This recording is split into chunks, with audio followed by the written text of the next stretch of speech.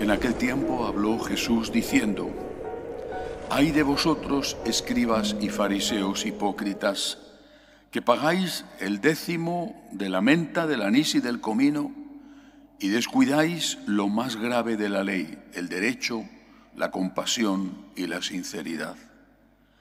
Esto es lo que habría que practicar, aunque sin descuidar aquello. Guías ciegos, que filtráis el mosquito y os tragáis el camello. Ay de vosotros, escribas y fariseos hipócritas, que limpiáis por fuera la copa y el plato, mientras por dentro estáis rebosando de robo y desenfreno.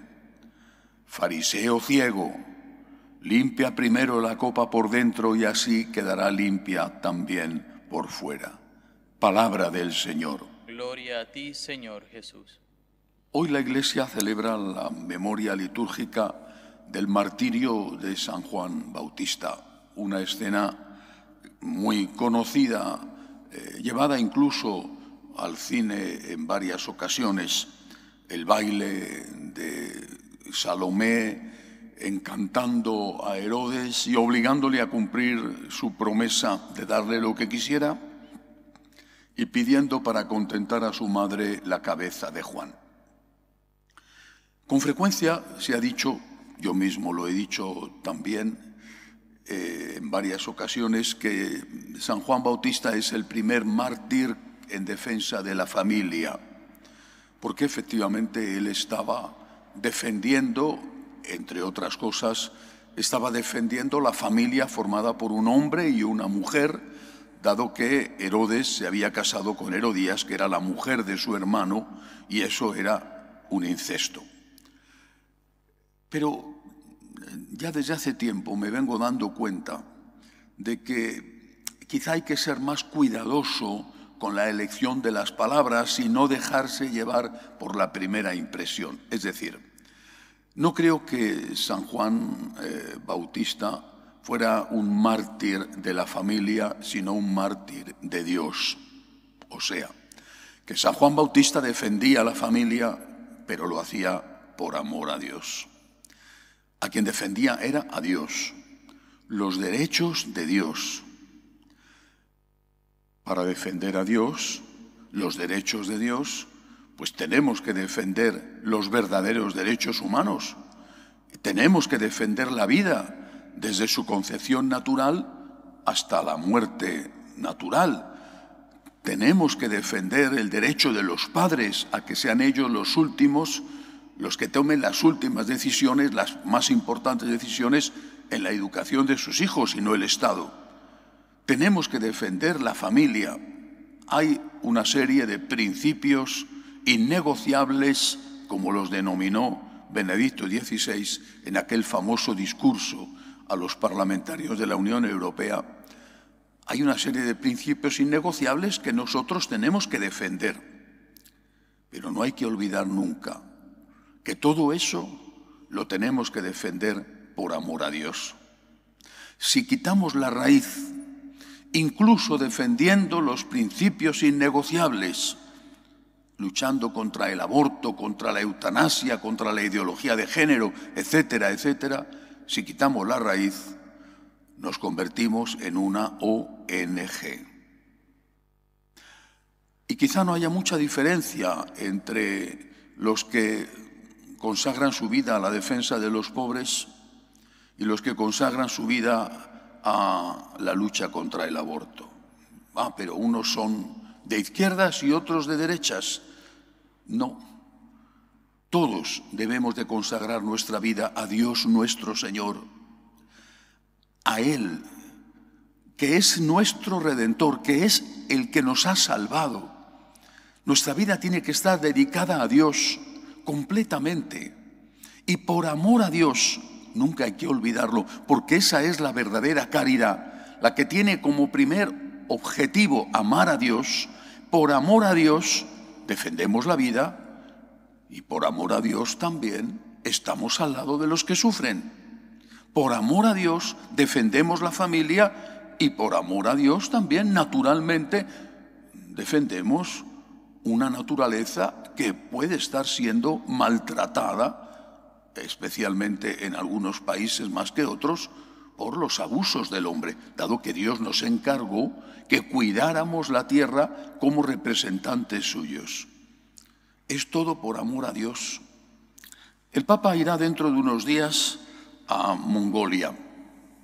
Bueno, es un viaje, si cabe, exótico, no porque Mongolia es un país exótico, no tiene palmeras, bueno, sino porque es un país lejano en el centro de Asia, con una historia muy interesante. De hecho, su aeropuerto se llama Genghis Khan, o Genghis Khan, como el famoso conquistador que llegó prácticamente hasta el centro de Europa con sus conquistas.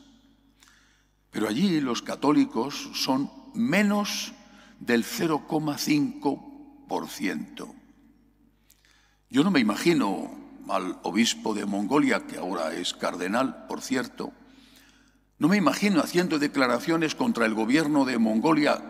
No sé si tendrá algún motivo para hacer declaraciones contra el gobierno de Mongolia. Ignoro la política interna en ese país. Pero no me lo imagino haciendo declaraciones contra el gobierno de Mongolia por esto o por aquello, si no son nada. Y no son casi nada, habría que decir, mejor dicho. Lo que tienen que hacer es evangelizar.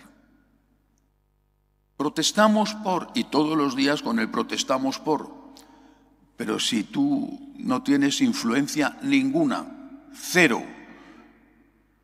lo que tienes que hacer es evangelizar.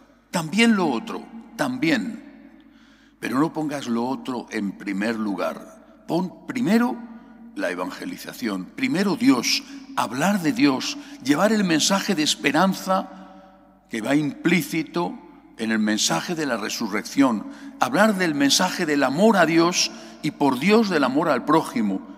Eso es lo primero que tenemos que hacer. Cuando los primeros cristianos empezaban,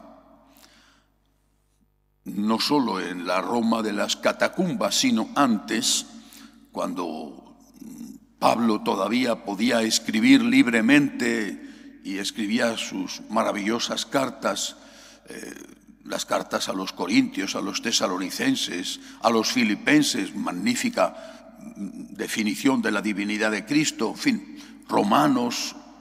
Cuando San Pablo escribe sus cartas, o San Pedro, bueno, hay esclavitud.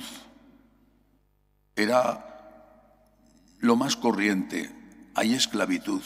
Y los esclavos no estaban precisamente bien tratados. Es verdad que San Pablo escribe a Filemón una de sus cartas, una de las últimas cartas, pidiendo que acepte de nuevo a un esclavo fugitivo que se había hecho posteriormente cristiano. Pero San Pablo no hace una diatriba contra la esclavitud. No le escribe una carta del emperador antes de Nerón, Claudio, y después a Nerón, antes de que decretara la persecución. No le escribe una carta diciendo: yo, Pablo, líder de los cristianos, o nosotros, Pedro y Pablo, obispos de Roma, o yo, Pedro, obispo de Roma y sucesor de Cristo, te digo, Claudio, o te digo a ti, Nerón, que pongas en libertad a los cristianos. No sé si es que no se les pasó por la cabeza, no lo suscitó el Espíritu Santo, o que tuvieron la impresión de que no era lo que ellos tenían que hacer en ese momento. Pero ¿quiénes eran ellos? ¿Quiénes eran? Eran, no digo una nada, pero desde el punto de vista sociopolítico eran una nada. Eran la semilla de un mundo nuevo, la semilla de un mundo nuevo. Tenemos que evangelizar. Tenemos que hablar de Dios, tenemos que hablar con Dios. Y eso es lo primero que nosotros tenemos que hacer, amar a Dios. Lo demás tiene que venir, pero tiene que venir por añadidura. No podemos hacer de nada lo primero en nuestra vida, porque lo único que tiene que hacer lo primero en nuestra vida no es algo, sino alguien. Y ese alguien es Dios nuestro Señor, nuestro Redentor. Que así sea.